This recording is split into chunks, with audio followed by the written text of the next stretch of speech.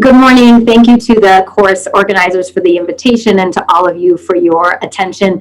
My name is Anne-Marie Fogarty, and I'm going to be talking today about VTE and anticoagulation management in pregnancy.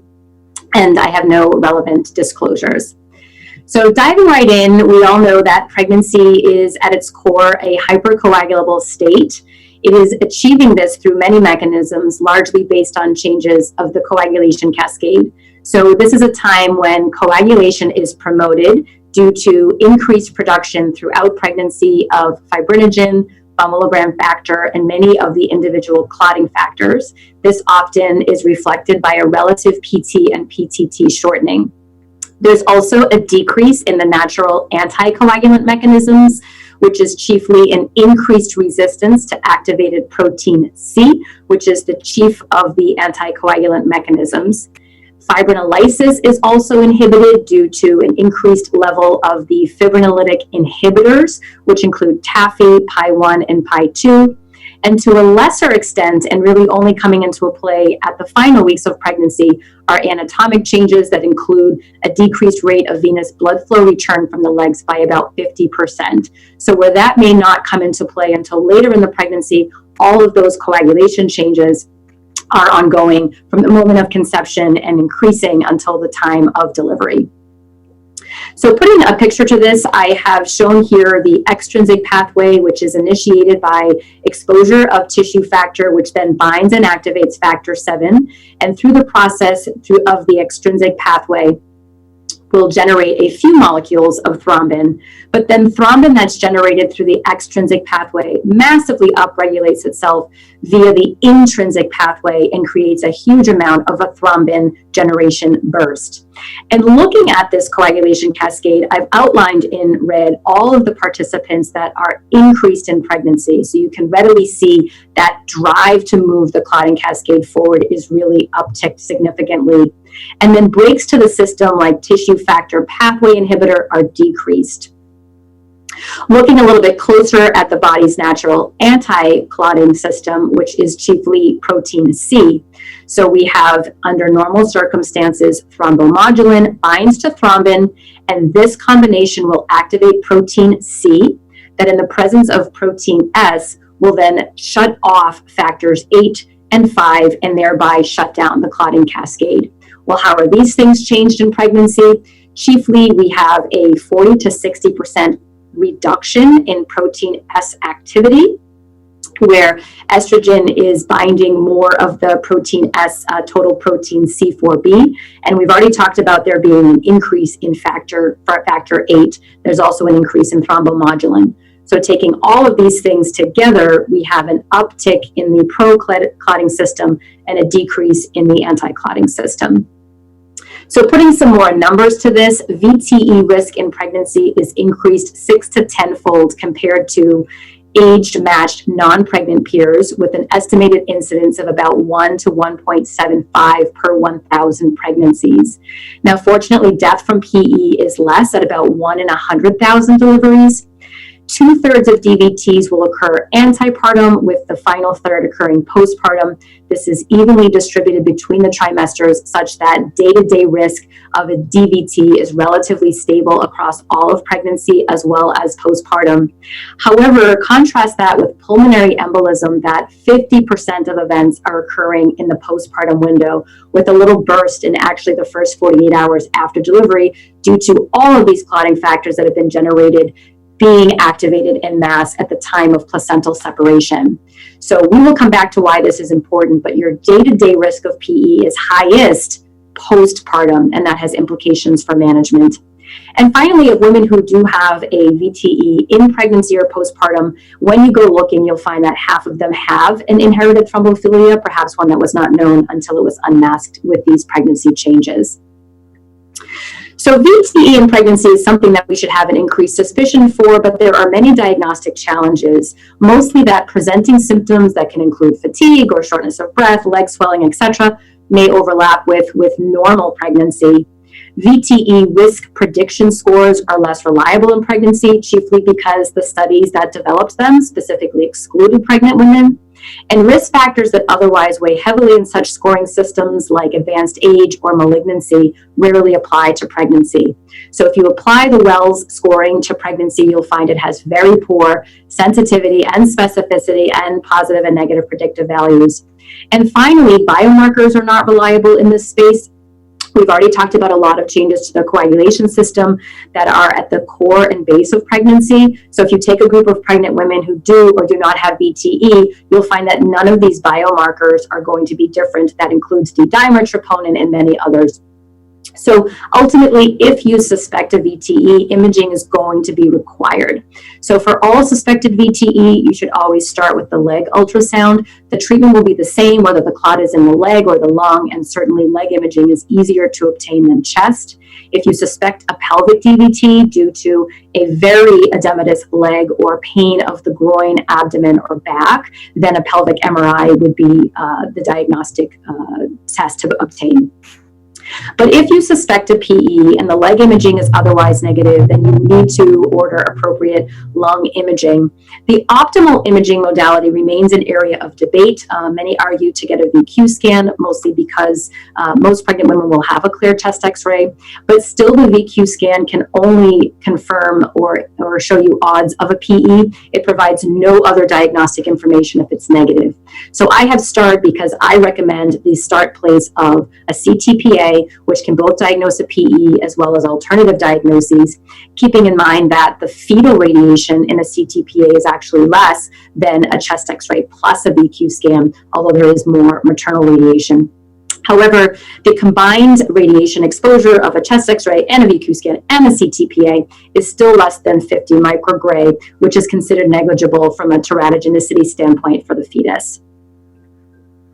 Now, turning our attention to treatments, if we were to design an anticoagulant in pregnancy, we would want it to have several features.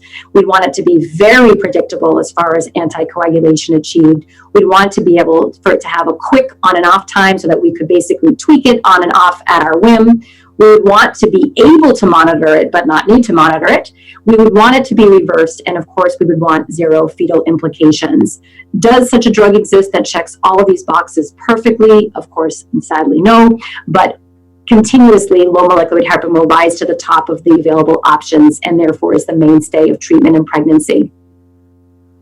Going through a few of the mechanisms of action, so heparin, low molecular weight heparin, and fondaparinux are depicted on this little picture. And you can see that unfractionated heparin is a very large molecule, hence its name. It induces a conformational change of antithrombin 3 that therefore exposes its interactive site and accelerates its activity against factors 2, which is thrombin, as well as 10. So you can see this reach around here. It also inhibits to a lesser extent factors 9 and 11. Now, low molecular weight heparin, which is depicted here, is a smaller molecule, hence its name. So it really predominantly only is inhibiting factor 10. And fondaparinux, which is the smallest of all, which is this pentasaccharide complex depicted here, is purely inhibiting factor 10. Now, all heparin agents require the presence of antithrombin 3 to exert their anticoagulant effect. But to note that antithrombin 3 levels do not change appreciably in pregnancy, unlike many of the other clotting factors. So this will also come up when we think about dosing as the trimesters progress. Now, heparin pharmacology, to cut to the chase, unfractionated heparin delivered through subcutaneous route has a very slow absorption. Low molecular weight heparin is much improved compared to it. As far as bioavailability goes, intravenous heparin is 100% by definition, and low molecular weight heparin is pretty darn close to that. But you can see that bioavailability from subcutaneous unfractionated heparin at low or preventative doses is quite poor, and it increases significantly when you're using higher doses. So that has some implications for our desire to use it.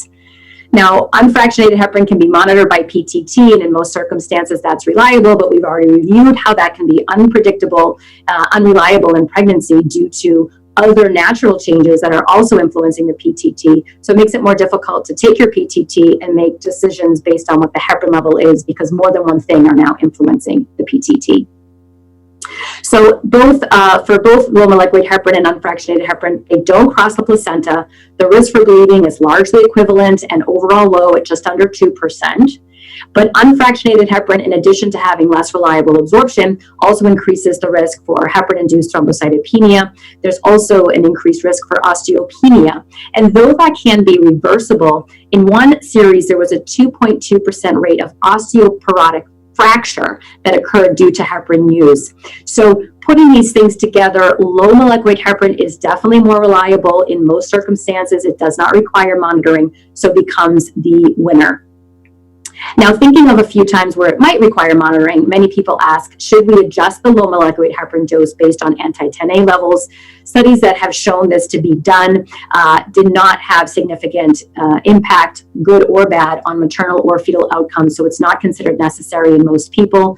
What about obesity? Unfortunately, we have minimal data. This one study of 14 patients where the BMI was greater than 30 showed that most women with the BMI of 30 did not perfectly meet their 1 mg per kg dosing. In other words, if you have a woman who's 160 kilos, does she really need 160 milligrams of enoxaparin twice a day to achieve a therapeutic anti-10A? The answer was most of the time she didn't, but by doing it strictly by weight or by trending and adjusting based on the anti-10A, there also is no significant difference in bleeding risk or outcome. So for most people, low molecular weight heparin does not need to be monitored. If you have a woman of obese weight or marginal renal function, I think it's reasonable to collect a few anti-10As to make sure you're not way off the mark, but religiously trending it and adjusting the dose accordingly is not necessary in almost all cases. Now, warfarin, just to cut to the chase, we don't use it in VTE management in pregnancy.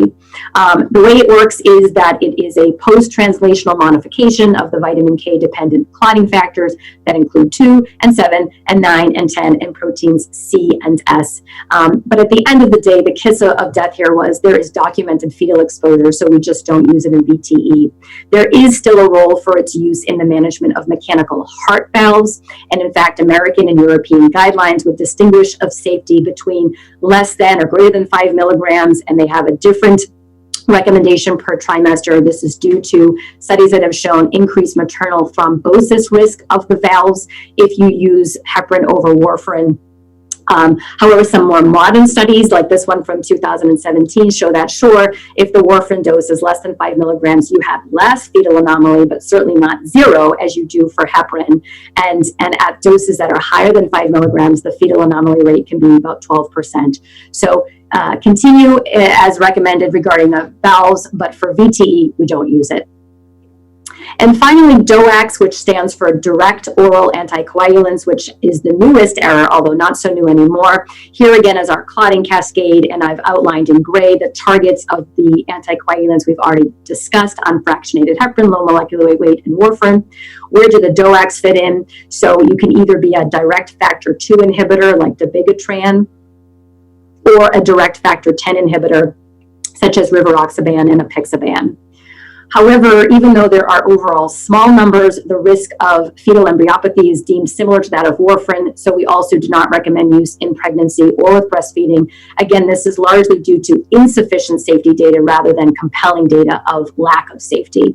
But these were 2 publications, small numbers. It was inadvertent DOAC exposure where women would discontinue the DOAC as soon as the pregnancy was detected.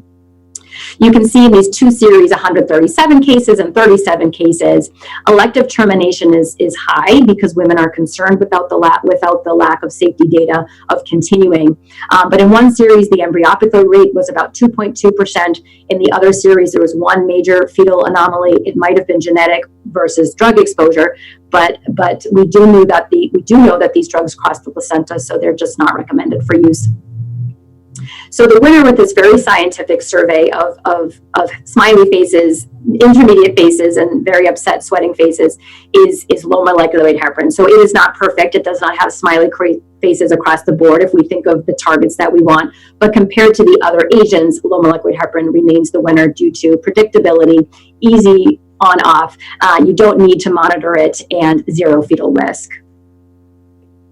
Now, just to summarize, who requires anticoagulation? This is a graphic that's been streamlined from various publications, but to review it, People who are getting antepartum prophylaxis are going to include women who have had a prior blood clot either in pregnancy or while on birth control pills, complex thrombophilia like combined mutation, obstetric antiphospholipid antibody syndrome, and symptomatic, albeit superficial, thrombophlebitis, possibly for hospitalized or bed rest patients. Women who are going to be managed with therapeutic anticoagulation antepartum are going to include women who were already on systemic anticoagulation prior to their pregnancy for a variety of reasons listed here, or obviously if they have a new event in pregnancy. Now, postpartum prophylaxis, I've underlined any here because that's the real take-home point. If any woman has any reason to have an increased risk of clotting compared to her peers, which can include a clot 10 years ago related to knee surgery or factor V Leiden mutation, but no personal clot, anything, we're going to recommend postpartum prophylaxis because that's the window of highest risk. It's a short window overall, and because the baby is already born, there are no implications for labor and delivery. So really an easy recommendation here. And as far as postpartum therapeutic anticoagulation, again, this is largely going to be women who were resuming their prenatal, or I should say even before they were pregnant, if they were already on systemic anticoagulation, and some women who might be completing a finite course of anticoagulation due to a late-term VTE in pregnancy.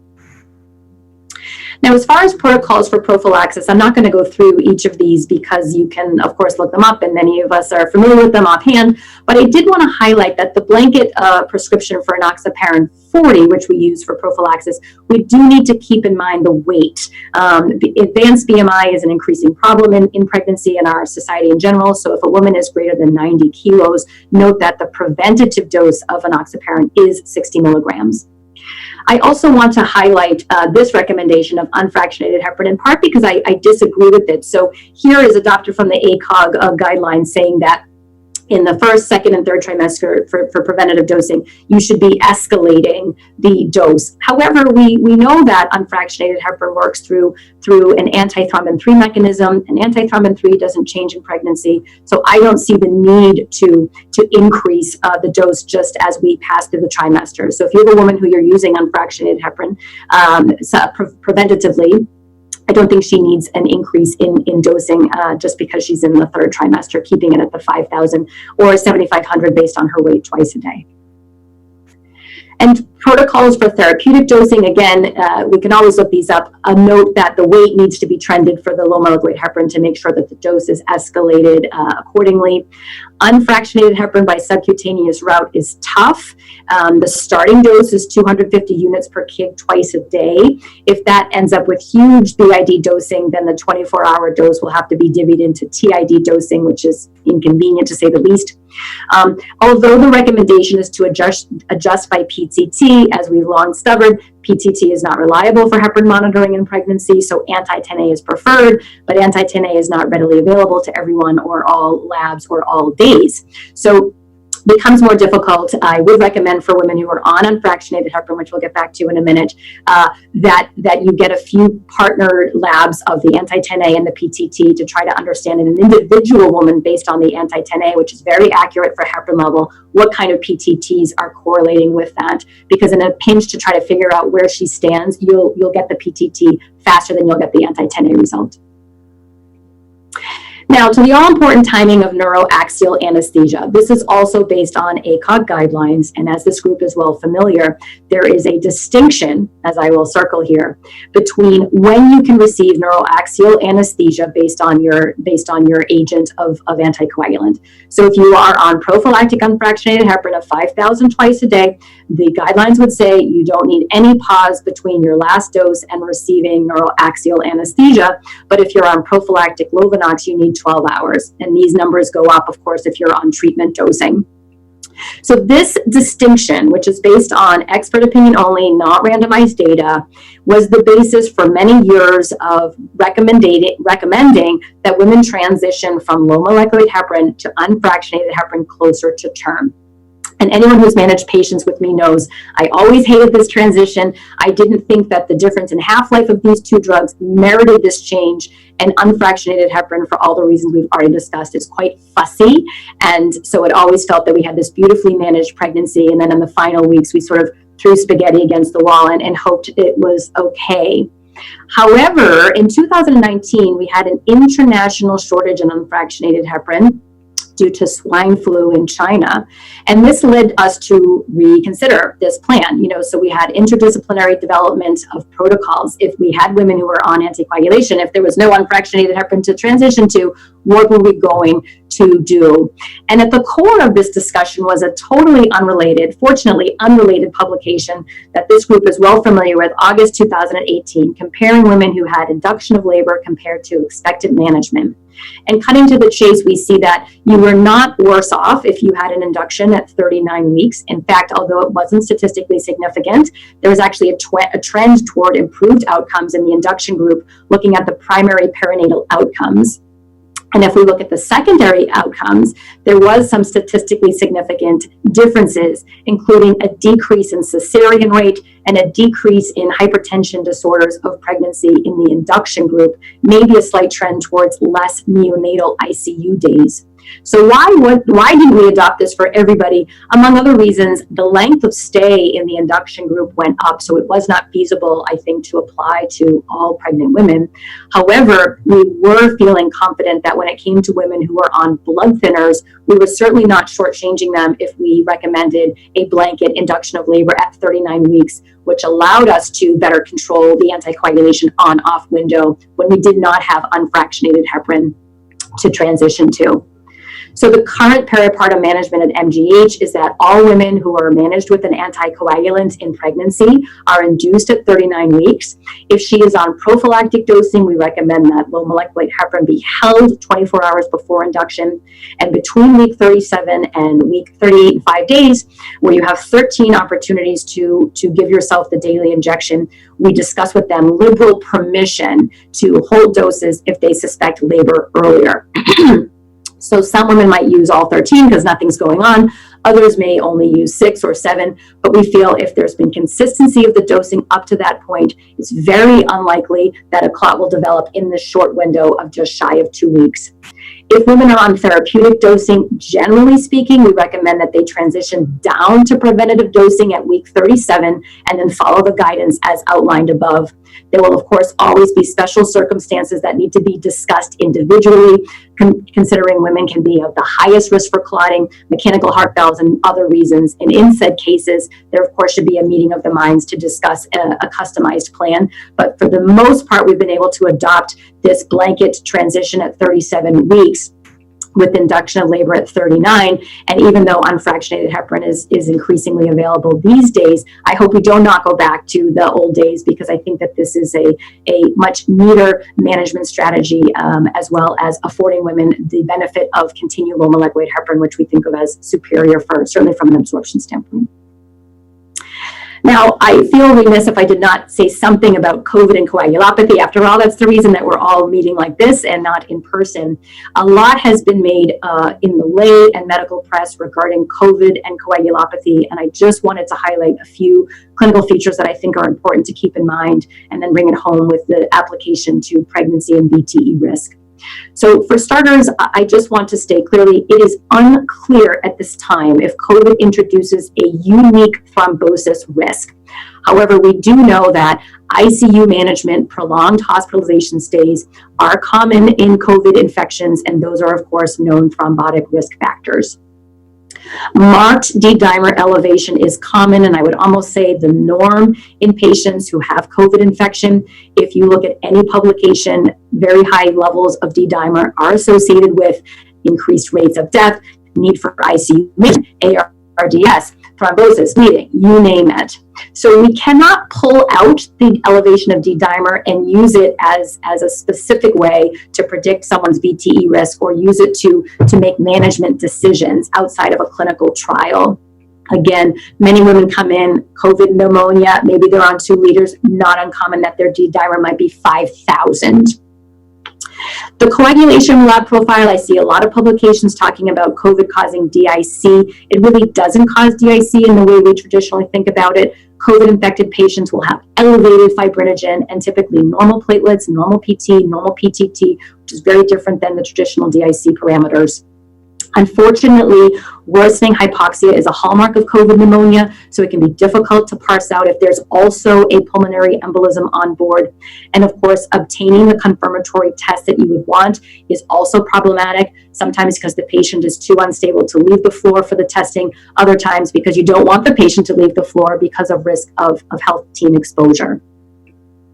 So as far as COVID positive pregnant patients and VTE, we obviously have a couple of goals. Number one, we want to prevent VTE. We also, in a special way, want to avoid the need for general anesthesia or intubation in laboring moms to minimize staff exposure to the virus. And that has implications for what blood thinner we may consider. Now, as a question, do we know for COVID positive inpatients that pregnant women have a higher risk of VTE than COVID positive patients who are not pregnant? We don't know that, actually. And then the next question is, do we need to worry about preterm birth? And this is challenging because the publications are fast and furious. They come in at a dizzying rate of dribs and drabs, small series, big series, and you name it. And the numbers are a bit wishy-washy as far as really understanding what we need to worry about. So I've just presented 3 recent publications. The first had 116 cases, had a 6.1% spontaneous preterm delivery rate, but for all women who delivered less than 37 weeks, it was 21%. So whether they did this on purpose as far as local protocol, we don't know. 85% had a C-section. Another publication from the Scandinavia series reported a 42% preterm birth rate out of 48 deliveries, 92% C-section rate. And then this guideline, which was from the Journal of Maternal Fetal Medicine, which was really more designed as a guideline statement, they pulled out the Chinese publication of just 13 pregnancies and reported a 46% preterm delivery rate, 50% C-section. So I think we still need to understand more about our women truly requiring earlier admission, or were hospitals and series just doing it out of custom as COVID was a new process, before we make final decisions. So the very much working in progress guidelines for the management of VTE risk in COVID positive pregnant patients includes that for outpatients, VTE chemoprophylaxis is not obligatory. You should be basing this on a composite of VTE risk factors, chiefly considering mobility status. So by that I mean if you have a COVID positive pregnant woman who's not sick enough to require admission and is fairly ambulatory, she does not need chemoprophylaxis. Inpatients, pregnant or not, across the board should be receiving VTE chemoprophylaxis at standard dosing. Outside of pregnancy, we are almost universally using Lovenox because of the once-a-day dosing and its more reliable absorption. But whether or not we should be thinking about unfractionated heparin in pregnancy, if there's real concern that delivery is imminent and so forth, is an outstanding question. But as we said before, it is less reliable. Twice daily is more staff exposure, and these are the things that need to be considered when we think about developing a protocol. And of course, subspecialty consultation should always be sought if your individual pregnant patient seems to have worsening clinical or laboratory data and you're concerned that she might have a new PE or DVT. So things like low blood pressure, a D-dimer that's rising, it was always elevated, but now it's rising, or an increased O2 requirement that seems out of proportion to chest x-ray findings, all good reasons to seek consultation and work together to figure out if a VTE should be treated empirically or sought diagnostically. So putting everything together, take-home points are, we all should exercise a heightened level of suspicion for thrombosis in pregnancy. VTE symptoms should be evaluated as thoroughly as for non-pregnant patients. Don't fear the appropriate diagnostic imaging when needed.